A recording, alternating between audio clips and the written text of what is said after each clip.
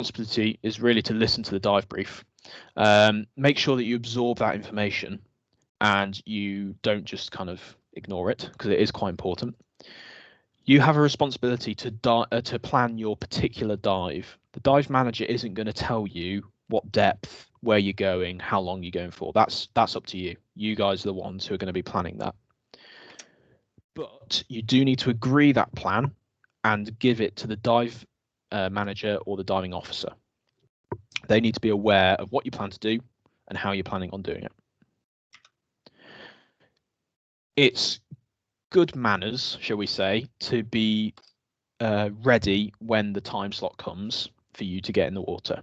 If you're taking ages to get ready and not being not kitting up quite quickly enough, and you're delaying the day's diving, it has a knock-on effect for everyone else. So really, you do have a responsibility to be ready when your time slot comes.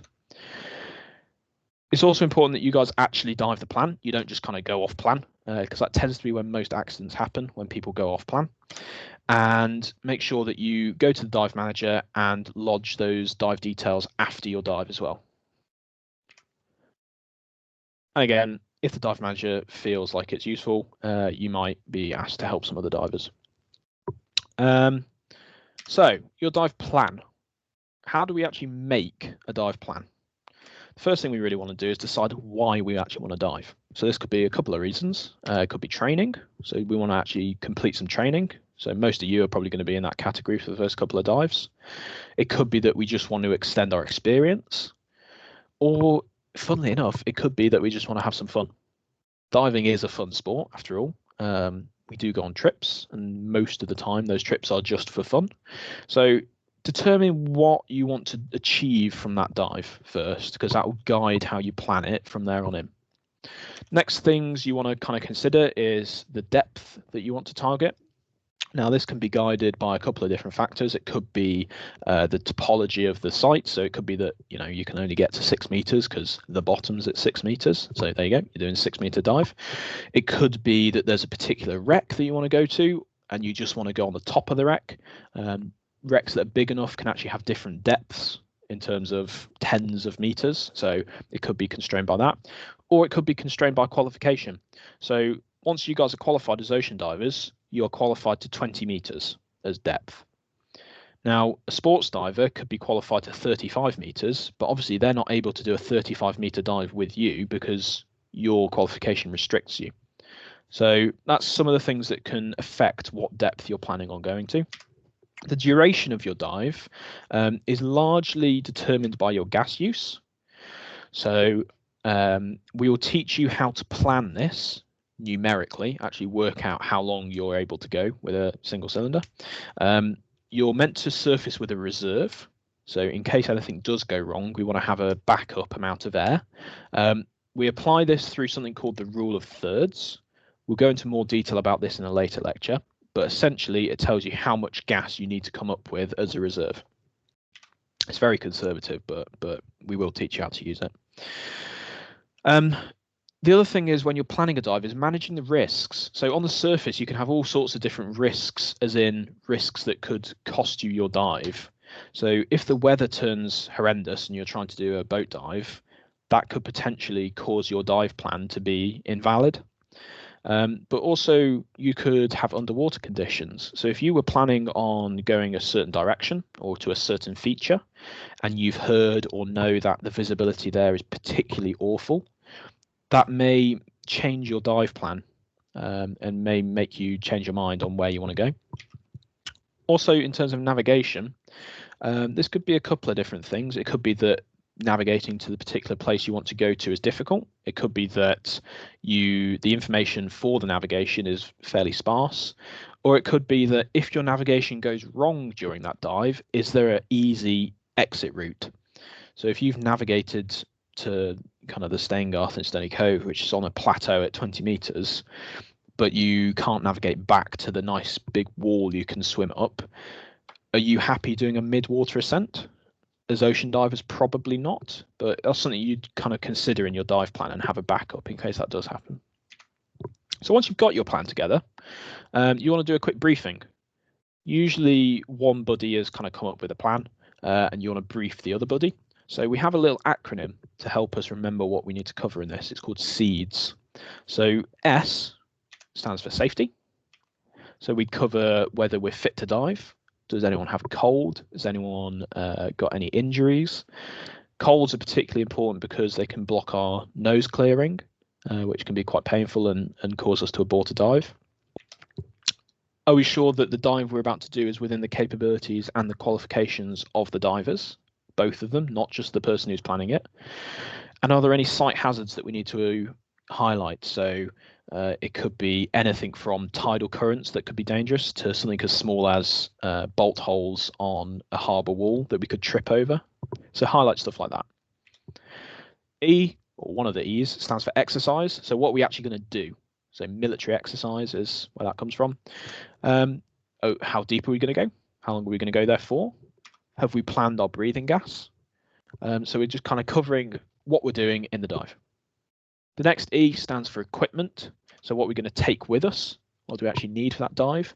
If we're doing a particularly deep dive, so for going back to that example of the Steingarth on a plateau, a mid-water ascent isn't particularly enjoyable unless you have something called a DSMB, which we'll cover in Sports Diver. But that essentially gives you a rope that you can use to gauge your depth on. So if we're doing a dive like that, we want to be able to know that we're taking that equipment. D is discipline. Now, this is something that a lot of people struggle with. So you want to confirm who's in charge of the dive, who's leading and who has the final say. You want to confirm staying together, stuff like placement. So if I'm an instructor, I'll tell trainees whether I want them on my left side or my right side, or in between me and a wall. So kind of placement comes under discipline. And then what we do in a separation procedure. Now, this is a universal thing, so I probably wouldn't normally cover it in a standard brief because we assume that all divers know what to do in a separation procedure. We'll come on to that in a few moments. And then finally, S stands for signals. So we want to highlight any particular signals that are important to the dive. So those of you who have been in the pool so far, you'll notice that the instructor will have followed this rough dive brief structure, and at the end they'll have confirmed signals.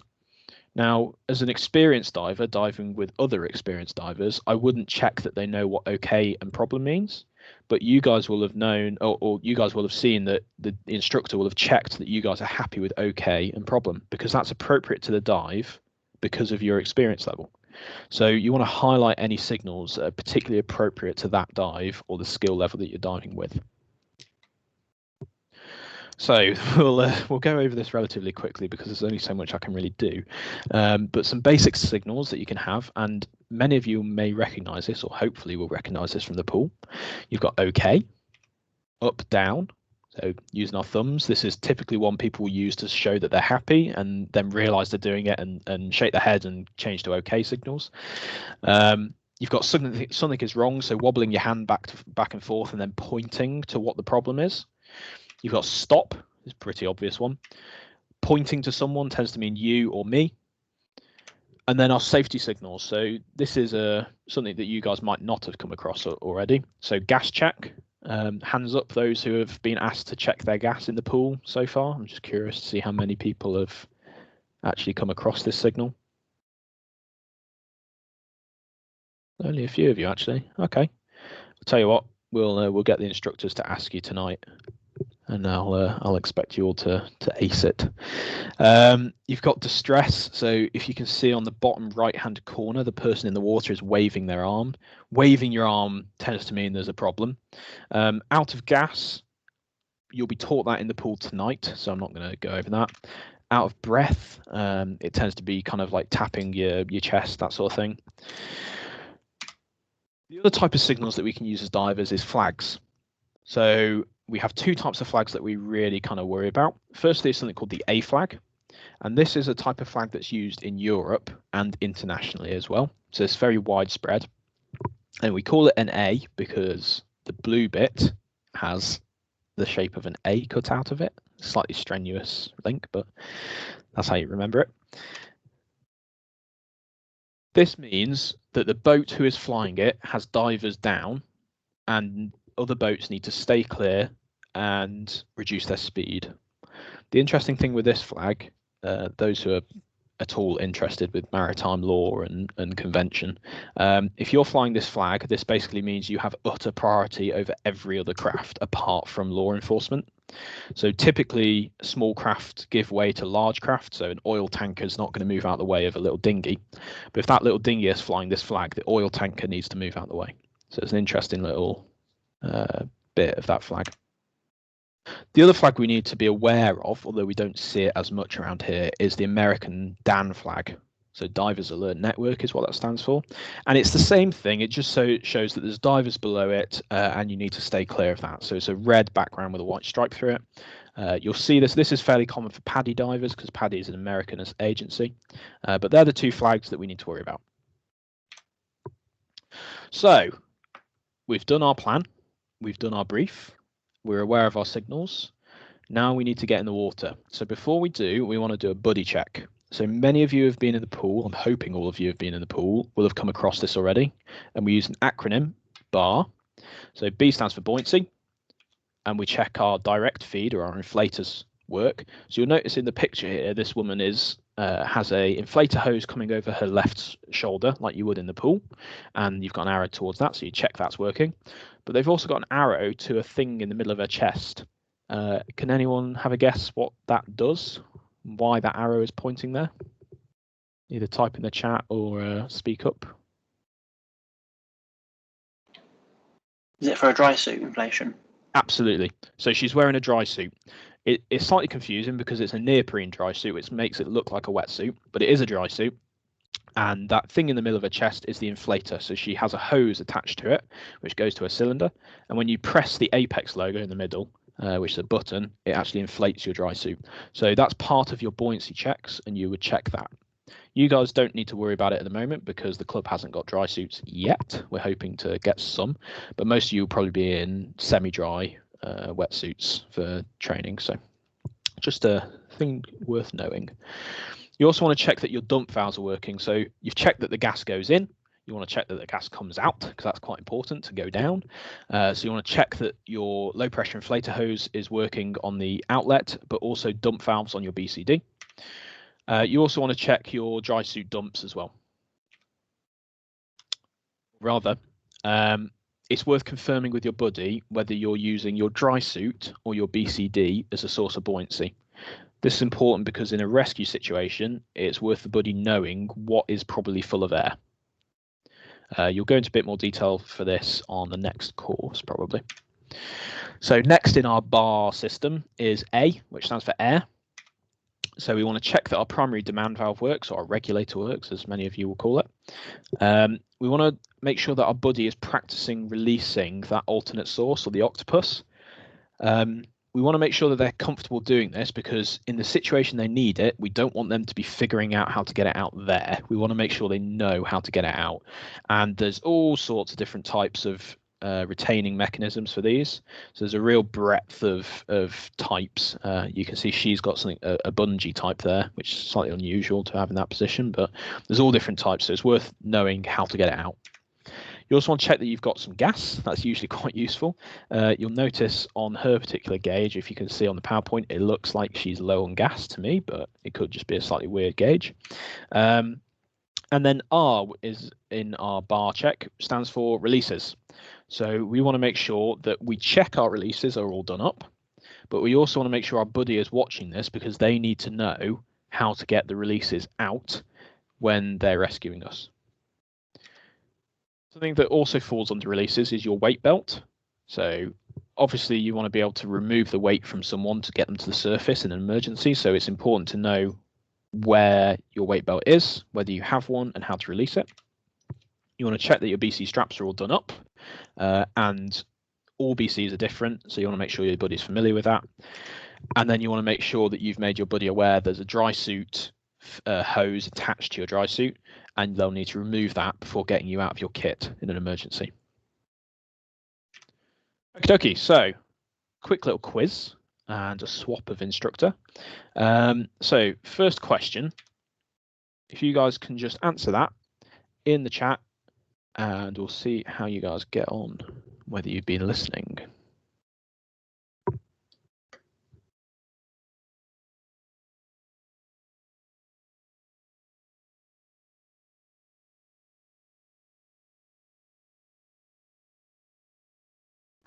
If you need a little bit of help, there is an acronym for this, which we went through, which has 5 parts.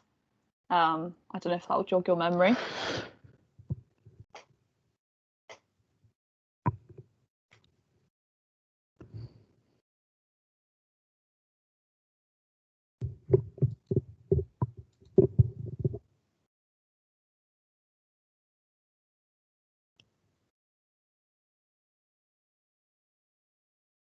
That is indeed part 1.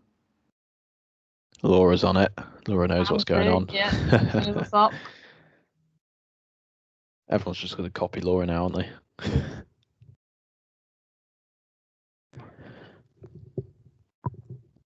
Okay, so someone's got the answer, so everyone can see it. So I'll assume those typing are typing the same thing. Laura's absolutely correct. The information you'll get in the brief is the SEEDS brief. So safety, exercise, equipment, discipline, and signals. So you can see that spells SEEDS. That's the structure we use, and that's all the information that you will get in a dive brief. So the next question, what are the main elements of the buddy check? So we've literally just gone over this, so if you don't get this, it's slightly concerning. But I want to just know the 3 points that we're going to check in a buddy check.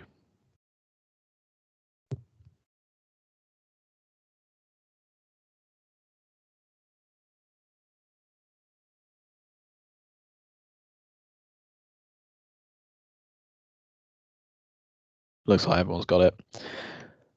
So the first one, B, buoyancy, A, air, and then R is releases. Brilliant. Looks like people are listening. So on that note, we're just going to have a very quick swap around. So if Imi, you want to start. Yeah, I'm giving it a go. Sharing. So Bear not with us, people. I'm not a tech whiz, so you have to bear with me. Oh, I'm going to have to go all the way through to get to the bit that we've just been on. Are there any questions so far at all while we're sorting this out? Any questions at all about anything?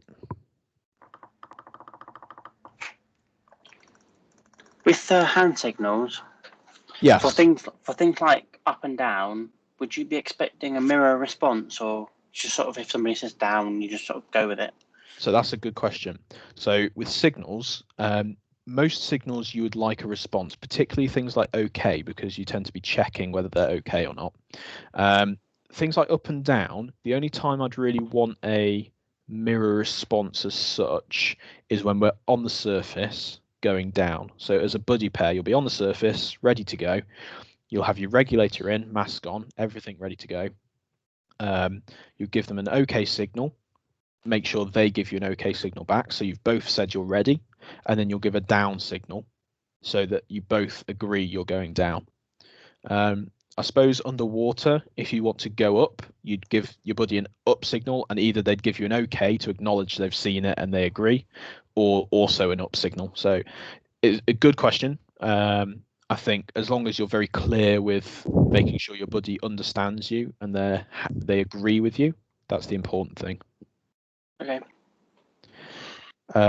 Will you give us the slides you missed in the recording?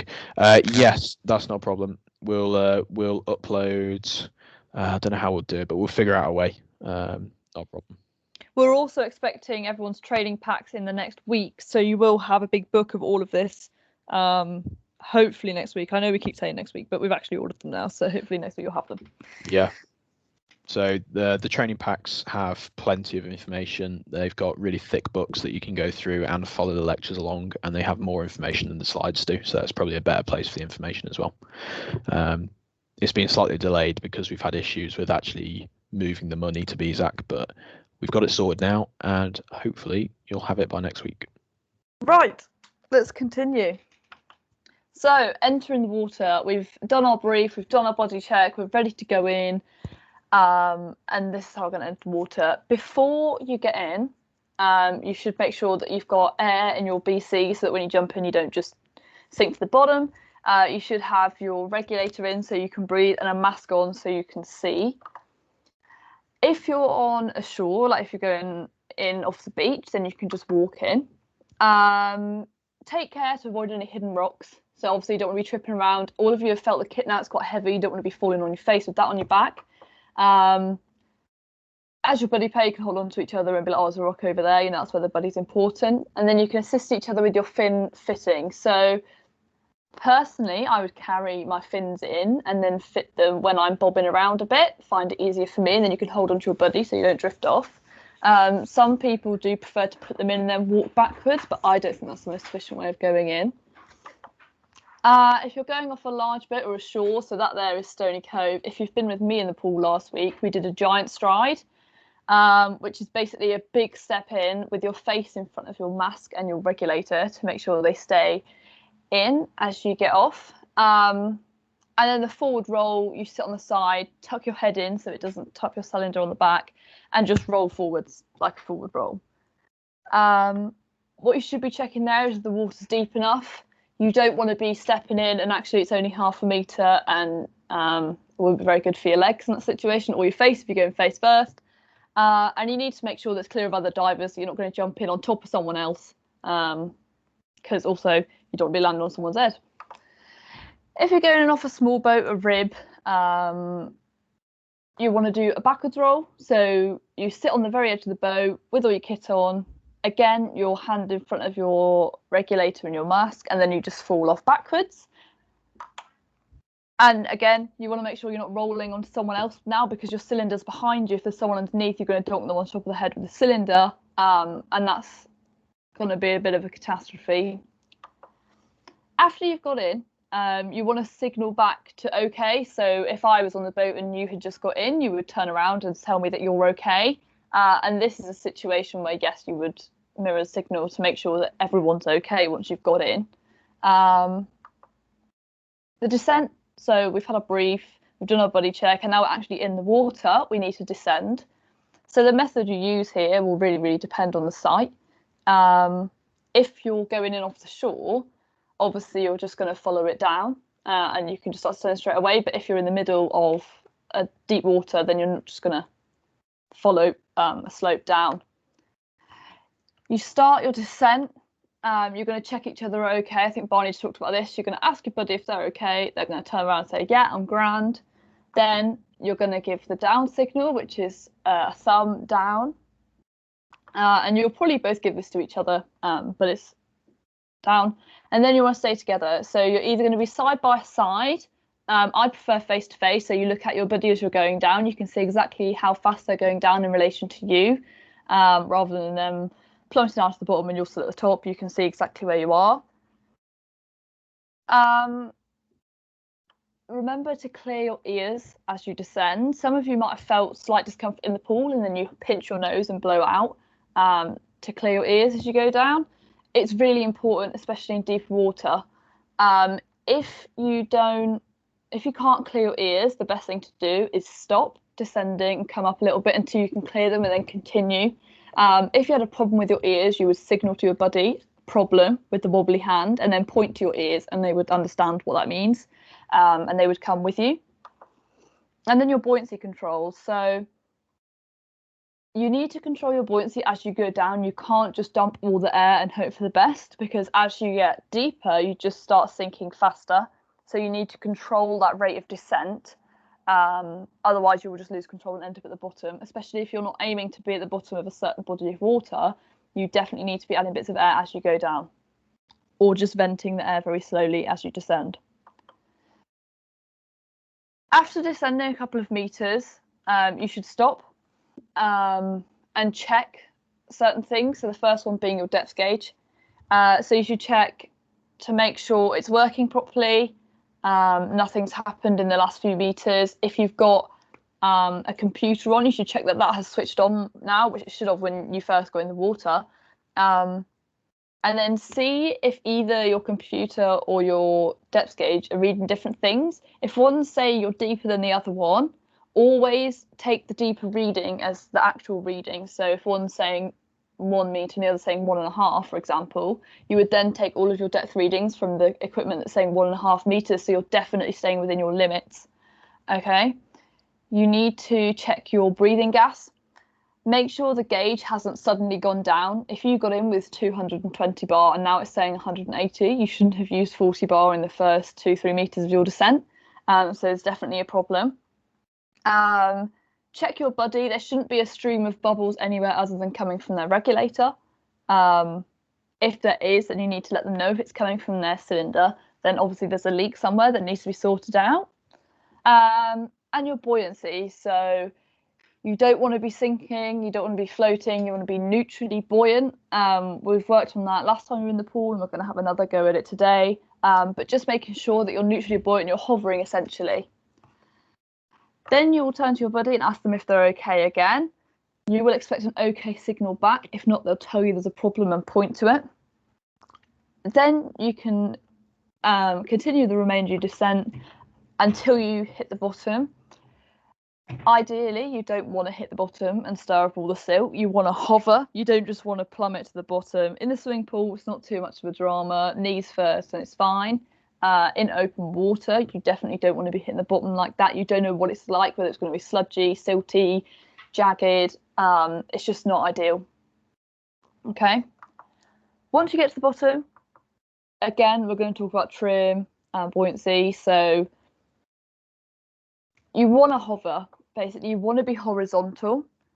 Once you're at your maximum depth, you should be putting little bits of air in and little bits of air out until you are definitely horizontal. Okay. Yes, you don't want to be sinking or floating. Then you do check. So you ask your buddy once again, are you okay? They're going to tell you you're okay. You're going to check both your breathing gas just to make sure nothing's changed in the last 10, 15 meters. Make sure you still hasn't gone down drastically. And you can see where you're at. If one of you is really breathing heavily, one of you will have less air at this point, so you will know whose air to go off for that. Similar to the computers, you want to take the lowest reading that you can and then do your whole dive off that. And then you want to look at your buddy, make sure all the kit's done up, nothing's flailing about, make sure they're in good order to carry on the dive. If their mask straps come loose or their alternate source, their yellow regulator is floating away, you just need to make sure that that's all hooked up properly before you start the dive.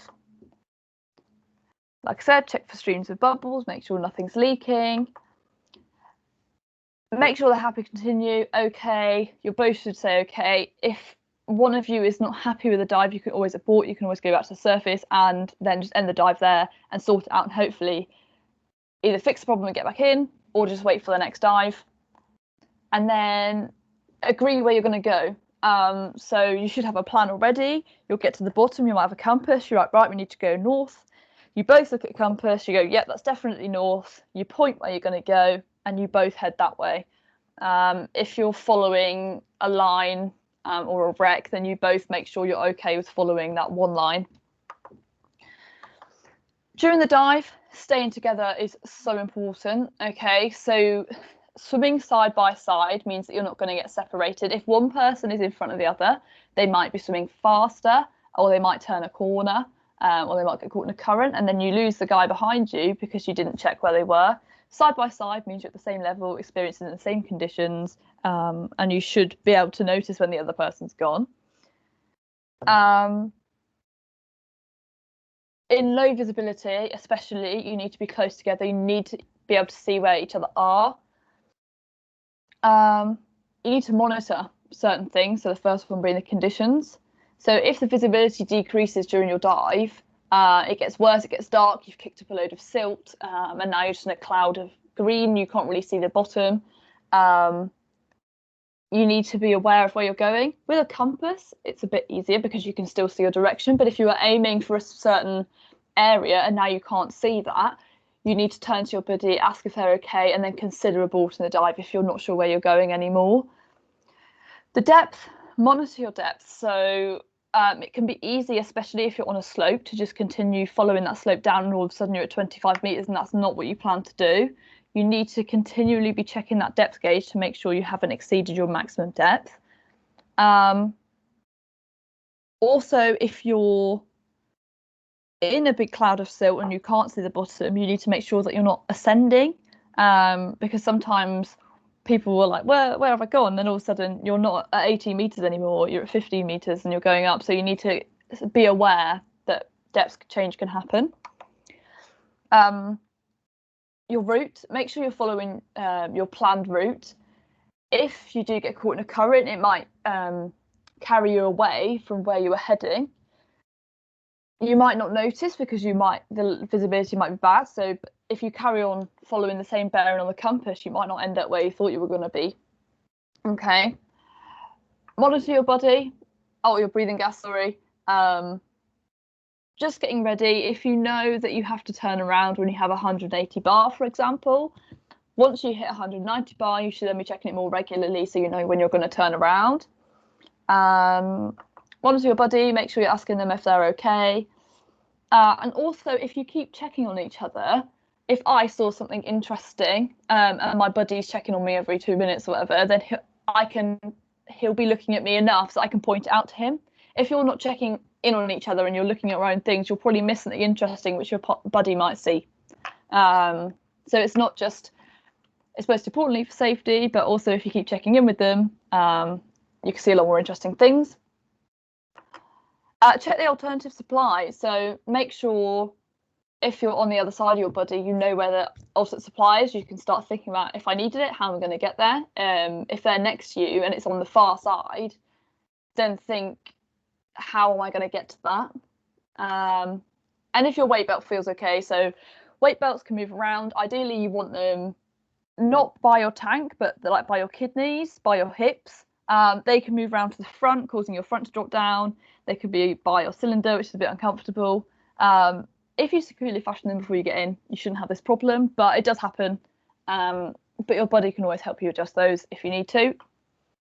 And keep to your plan. It's really easy to get distracted by things. If you see an octopus or something and then you follow it and then all of a sudden you don't know where you are because you've been following this fish, then that's not very good because you'll be a bit lost. If you're cold, you might forget to look at your compass because you just want to get it over and done with, and then you're out the right way. Just abort the dive at this point. If you're really lost and you don't know what's going on and you're in the middle of nowhere, just come to the surface in a safe manner, and then it's a lot easier to sort things out at the surface.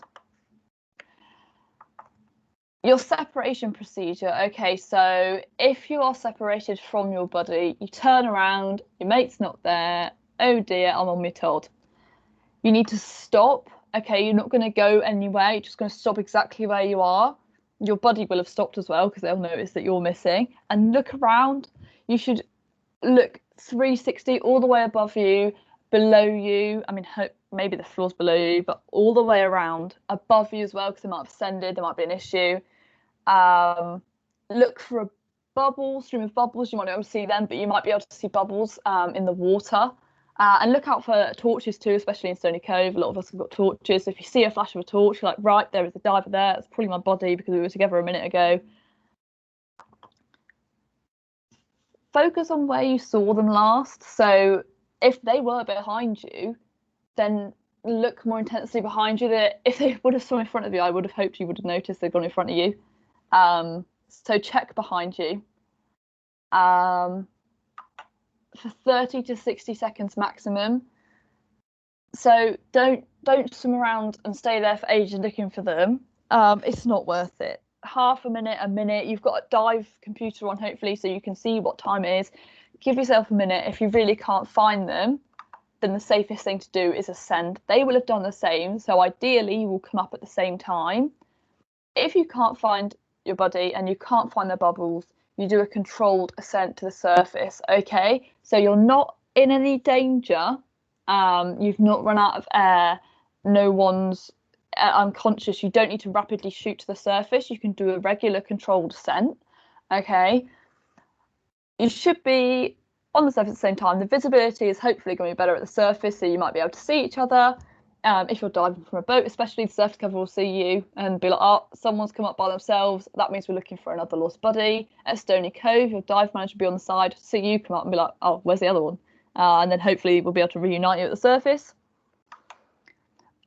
At the surface, pump up your BC and then look out for your dive leader or your dive manager.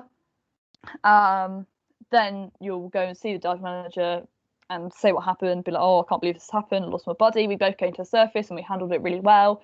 The dive manager will be like, hold on to each other because you're not getting lost again. Trio diving. So I mentioned this in the comments when someone asked earlier. So the evidence shows that diving in a buddy pair is the safest way. You've only got one person to monitor. It's just you and one other person, 2 gas supplies, 2 people. Okay. Occasionally, we do have an uneven number of divers that go diving, so we have to put you in 3s. Makes it a bit more difficult. Like, are you meant to check on both people the same? Am I focusing on one person? There's an increased risk of separation there, because you look around, you can see one person and you're probably like, oh, they can see the other person, I don't need to look for them. But actually, they might just be focusing on you and you've lost the 3rd person and they've wandered off. Buddy monitoring, so you all need to be responsible for monitoring each other. So if you're checking on one person, then you should also go check on the second person as much as the primary buddy. And self-reliance, so ideally you're all carrying out a spare gas supply. You probably won't be. Later on in your career, later on in your diving career, you'll probably be more exposed to equipment setups that allow you to carry another gas supply. But right now, you're relying on each other. So, yeah. Finding a way. So, if you know where you're going, the dive's going to be safer, it's going to be better, you're going to have a plan, you know exactly what you're going to see along the way. You might see some exciting experiences, some different fish that you weren't planning on seeing. The first method of finding your way is pilotage. So when we're walking along, you might say, I walked past the Purple Onion, then I walked past the Students' Union, and then I was in Sainsbury's in town. So you know when you go home that you've got to go past the Union, then past the Purple Onion, and then you'll be at Bakewell or Telford or wherever you live.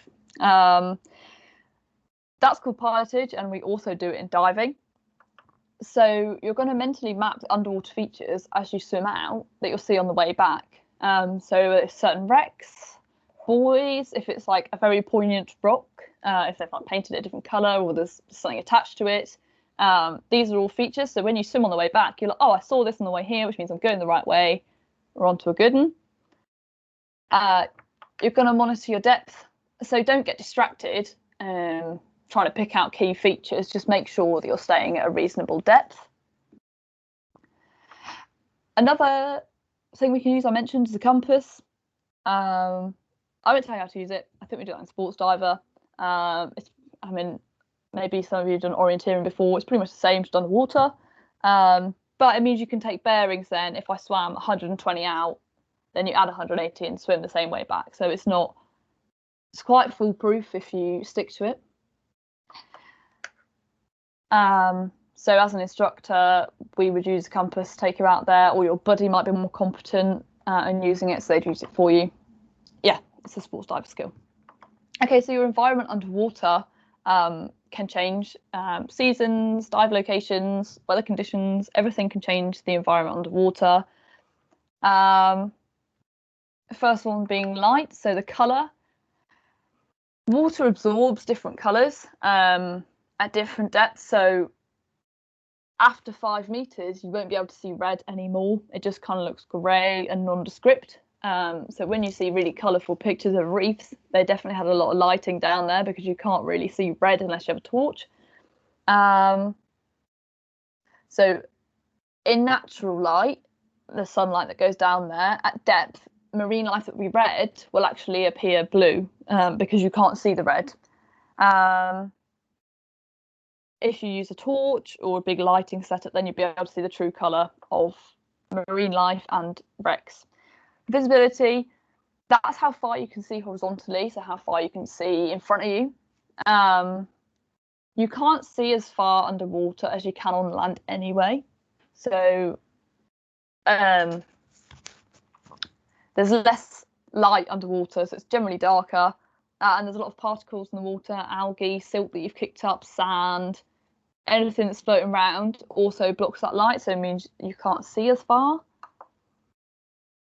And magnification, so water, there's a nice picture of a straw here, water magnifies things. So objects in water appear to be 25% larger than they do on land. Use that information how you will. The sound underwater, it travels 8 times faster through water than it does in air. And the direction of the sound. So now, if someone shut a door, I could tell where they'd shut that door. Underwater, it's kind of hard to tell where the sound has come from. So sometimes in the pool, you might hear tank banging, and you look around, you're like, who actually was that? It's quite difficult to tell. So sound's really not reliable underwater. That's why we use gestures. Sorry. Sound is a really funny one.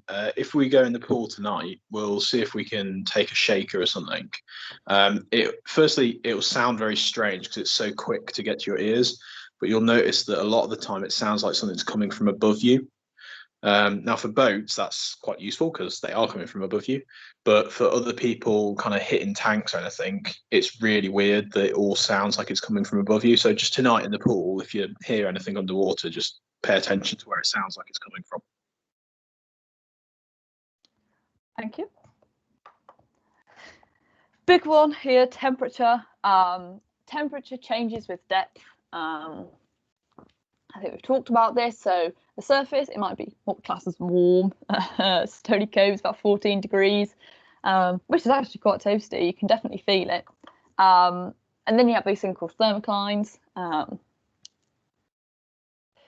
If you've ever driven on a hot day and you look at the road, you'll see that the road kind of looks like it's melting a bit on top, and you see those weird waves coming off the top of the tarmac. You kind of get that in water, so that's a thermocline. And it's a boundary between warm water at the top and cold water underneath.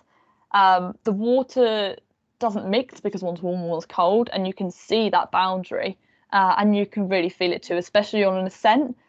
You're chilly, you're down at depth, and then you come up past like 10 meters and oh, it's warm. It's really warm, and you can feel it, and it's actually quite good because you're like, I'm getting there, getting to the top. So the ascent, we've had our brief, we've got in the water, we have done the descent, and then we've swum along, navigated using our compass or a shot line or something. We've swum along and seen everything we need to see, and now we want to come up to the surface. It depends where you're diving again. If you're doing that shore dive, then you can just swim back up the shore, eventually stand up, take your fins off and walk out. Okay, but sometimes we are doing ascents up a line, so just straight up in the body of water. So to start the ascent, you're going to turn to your buddy and you're going to ask them if they are okay. They're going to say, yeah, I'm grand. Then you're going to give the up signal. So we're going to go to the surface now. Your buoyancy control, you'll probably have very little air in your BC or your dry suit at this point. I'll use a BC for this main example. As you ascend, that air will expand. So you need to be venting air as you go up. You need to be releasing some of that air. You need to monitor your ascent rate, either using your depth gauge, so the needle shouldn't be like whizzing up, or your computer. Mine beeps at me. Some of them just have a little arrow to say that you're going up. You don't want to be going up really fast and then coming down a bit, yo-yoing basically. That's not good practice. You want to be slow, steady, controlled ascent. You want to stay together. Again, you can face each other or you can be side to side. I think facing each other is easier to come up. Don't be so preoccupied with your BC and your computer and your depth gauge and all of this that you forget that your buddy might be struggling. Stay together and monitor your progress together. I said it before, you need to do a controlled ascent. Okay, this is going to mitigate all the risks of any illnesses. So you're going to do a 6 meter stop. So at 6 meters, you're going to stop. You're going to check your depth. You're going to make sure you've got enough gas, and you're going to stop there. Your buoyancy should be, I don't want to say perfect, but it should be pretty good. like I said, don't yo-yo. And then the last minute from 6 meters to the surface should take you a whole minute. Okay, that should be really slow, controlled. You should be breathing normally throughout this whole ascent. You should not be holding your breath at all. Big no, do not hold your breath, capital letters. Your computer might tell you to stop at 5 meters for 3 minutes or 6 meters for 3 minutes. Always stick to the guidance given by your computer. Always stay with the more conservative option. So we're taking the deepest depth, we're taking the lowest air consumption or the lowest air pressure, and we're taking the longest safety stop. Okay, we're always diving conservatively. We don't want to have any risk of you guys getting ill. So you've done your dive, you've done your ascent, you've done your 6 meter stop, and now we're at the surface. First thing we're going to do is inflate our BC completely. I'll quickly check there's no speedboats whizzing over your head. That wouldn't be good. And then completely inflate your BC. Ask your buddy if they're okay. They're going to tell you they're grand. They've had a fantastic dive. Keep your regulator in your mouth. Just because if you're in the sea, especially, and the waves are coming over, if you keep your regulator in, you can definitely still breathe. Everyone's happy. Your surface cover should be saying okay. They'll be on the side on the boat. You come up and you're like, yeah, we've had a great dive. Thank you very much. We are okay. Keep your regulator in your mouth. Getting out of the water. So you're in full kit. You've got fins on and you've got your mask on. You've got your regulator in and you're floating. Okay. If you're on that shore we talked about earlier and you've walked in, you can walk straight out again. On like a beach, so you help each other, make sure you're not tripping over the rocks. If you're wearing fins, walk backwards. You can take your fins off and then walk forwards and carry them if that's easier for you. Help your buddy take the fins off, don't just leave them to float around and struggle. If you're on a big boat, there's different options. So the picture here is a diver lift, so that lift submerges completely in the water. You step on with your fins on, the lift brings you up. The guy on the boat will help you take your fins off and then you just walk back onto the boat and sit down. That is so easy. Some of our trips, we go on boats that have that and it's an absolute luxury. Some of them will have steps, some of them will have a ladder. You're keeping your mask on, your regs in and your BC full, just in case you fall off. You're still going to be able to breathe, see and float. So you're in for a good one there. And always stay away from someone on a ladder or a lift. If they then topple backwards, you don't want to be behind them and get banged on the head. They don't want to land on top of you, and you don't want them, you know, to get their cylinder in your face. So make sure you stay well away from that. That's everything I just said. Sorry, I didn't put those up. A small boat. So these are the ones we fell backwards off earlier.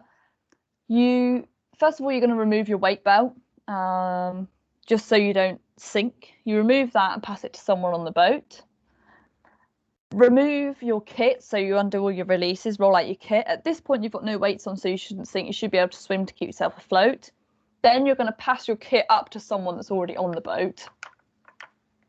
And then some ribs have a little ladder, so you can take your fins off, pass them to someone and climb up a little ladder at the back. Sometimes you just need some upper body strength to hoik yourself back up onto the boat. So this guy's demonstrating it perfectly. Doing a bit of a beach whale back onto the boat. Not glamorous, but it's the way. So we've had our brief, we've got into the water, we've descended safely, we've had our dive, we've used a compass, we've come up, we've done our check depth, and we've got back on the boat.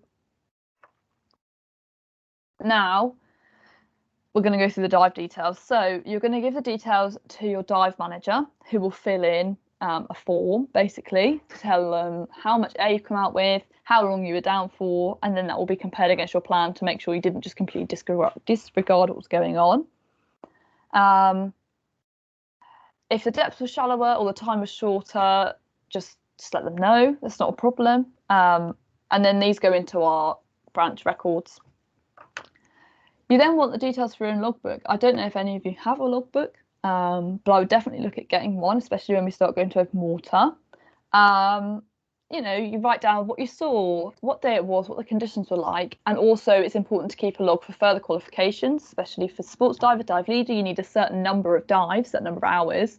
So if you log, we can't confirm that without a log. So if you start logging your dives, even if it's a 6-meter dive for 20 minutes while you're on holiday, it's a dive nonetheless. Pop it in your logbook. And it's nice to look back at them sometimes. You look back and you're like, oh, I had a major mare, I didn't know what was going on, and I couldn't be buoyant or something like that. And then you look back on that and you're like, oh, this is why. You can write down how many weights you had on you and realise that you're overweighted. But they're really useful. So if you haven't got one, do sell them. Just the other option for that, sorry. You could either have a physical logbook, which is the traditional way of doing it, a bit of paper, just writing it down. But you could also now get digital logbooks. These are a bit newer, a bit less common, but they are becoming more common. And most of them are free, which is what makes them really good. You don't have to buy an actual physical book. So there's a really good one called Subsurface. That's totally free. You can download it on your phone or your computer. Has cloud storage, and if you have a fancy enough computer like me and Emmy, you can actually download a dive profile from the computer onto your dive log. So a bit more functionality, and it's free. So if you guys want to get one for free, that's probably what I'd advise you doing. Yeah. Also, you don't need like an actual, I mean, I've got an actual BZAT logbook, but even if you just had a notebook that you had in your room, you just write down what happened in there. That's plenty enough. Record the kit and the weight used, that's what I just said. If you were in a dry suit and you took 14 kilos, for me, that might be a bit too much weight. And then I would look back on that and go, well, that's too much. Or if you were in a 7mm wetsuit in Greece or something, you would say, I was way too warm. And you know the next time you go diving, you look back in your logbook, you go, well, 7mm was too much. Maybe I'll just do a 5mm this time. So it helps you progress your diving as well. If you're saying my feet were heavy, you want to adjust your trim, it's useful to write that stuff down so you don't forget it later. Okay. Then you're going to do a buddy dive debrief. So you're going to talk about what you've seen, what you've learnt or experienced. If you haven't been in a rep before, you'll be like, oh, that was really cool, I haven't done that before. Or things, you know, if you're doing a lesson, we'll tell you what you've learnt today. We'll be like, oh, today you learnt how to breathe out of an alternate source, which is what you guys will be doing later. Any areas for improvement.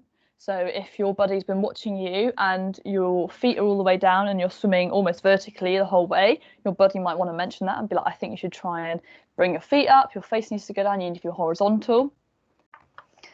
And how you would configure your kit for future dives. So if your alternate source just kept flinging out of the pocket you've put it in, you would then say that wasn't working for me. Maybe next time I would want to put it in a necklace or on a clip. That's something you'll talk about after the dive. So after that very long section, that felt very long, we're going to do quiz 2. So I hope you're all still alive. The first question is, what are the responsibilities of the dive manager?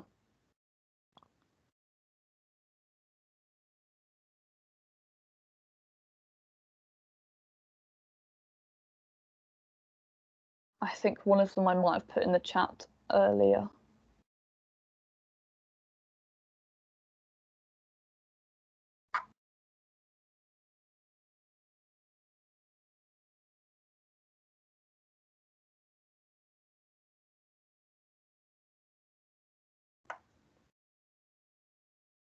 Okay, so we've got select sites.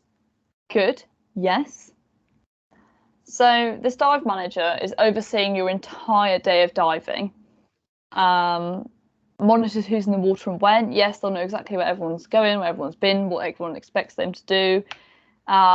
It's also important if you jump in that you let the dive manager know so they know that you're not on the boat and when to expect you back. Because if you're not back after 40 minutes and you said you're going to be back for 40 minutes, then we should start looking for you because something might have gone wrong. Records the dive details. Yeah, when you get out the water, they'll record when you got in, when you got out, how much air you came out with. And active surface safety, they'll be keeping an eye out for you. Like I just said, if you've gone AWOL, you're only meant to be gone 40 minutes, it's been 45, then they should definitely be looking for you then. Assessing the risks. The buddy pairings is what I put in earlier.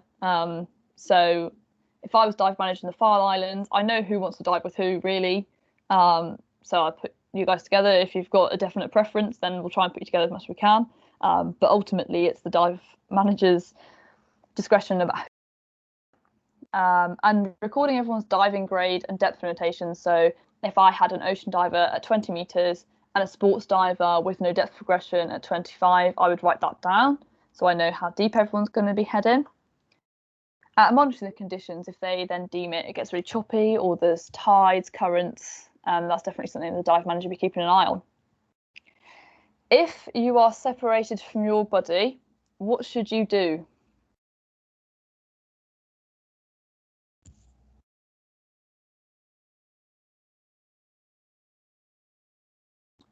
Stop. Step 1, stop what you're doing.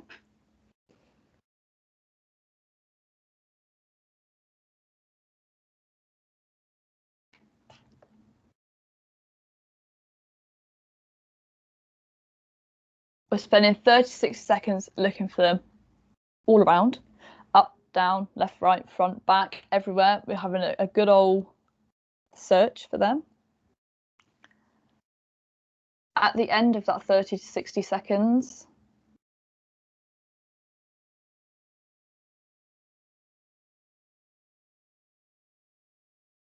we're going to ascend. How are we going to ascend? In a controlled way. Yes, in proud. Okay. During that ascent, is there anything we need to do before we hit the surface?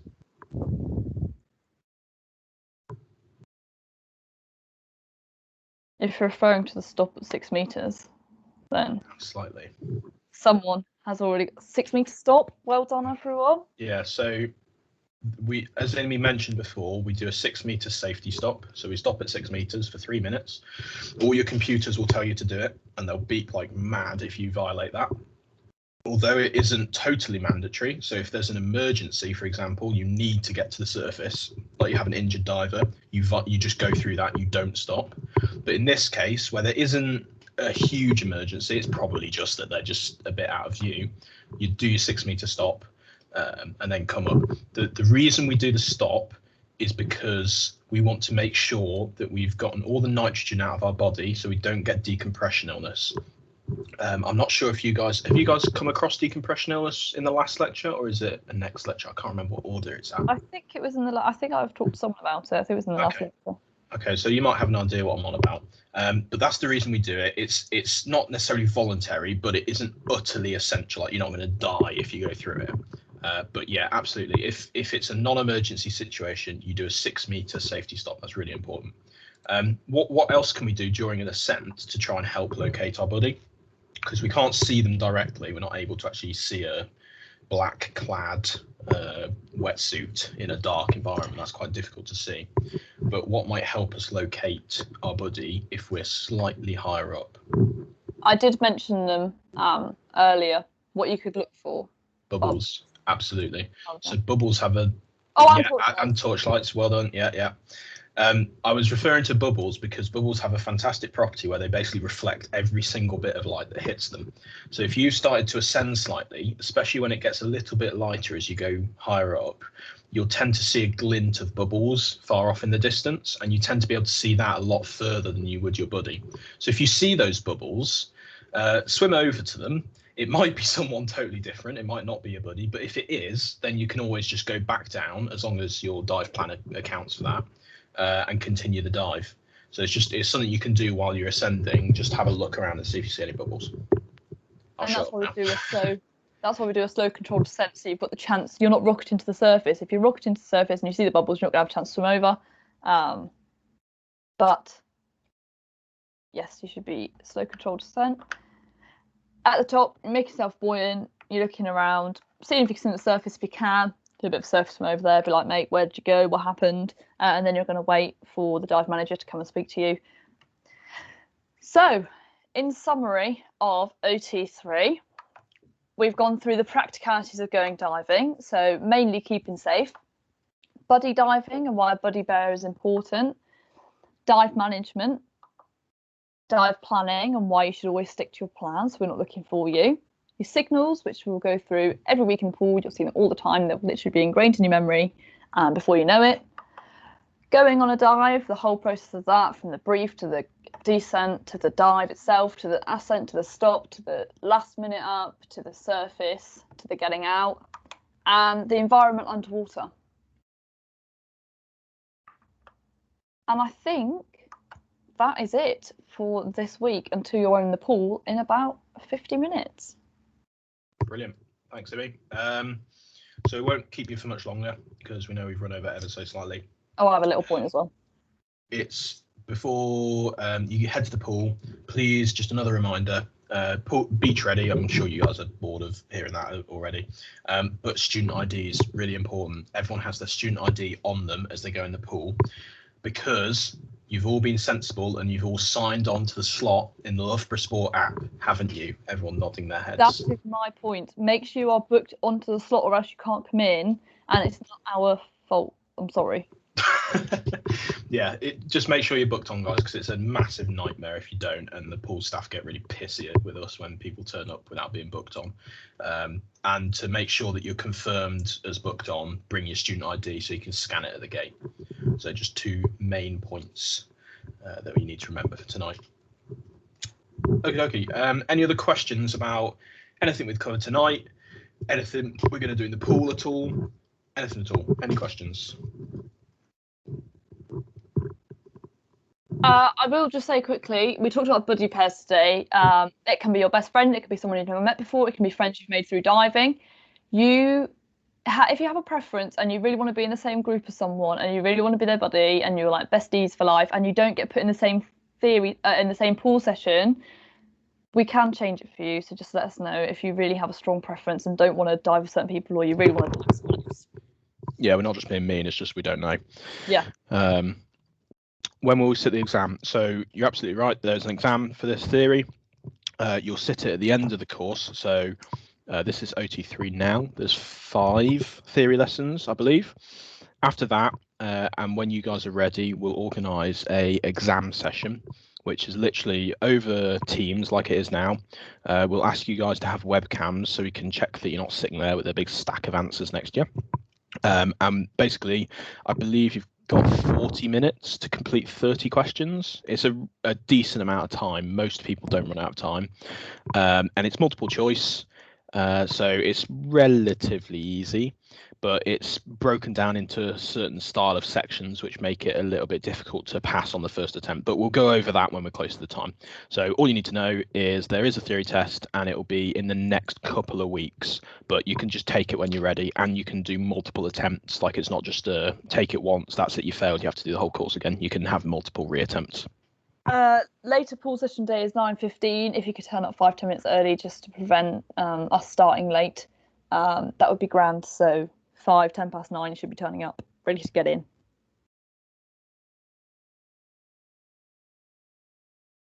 Cool, thank you. I will see you all in an hour after I've had my tea. Thanks guys for coming.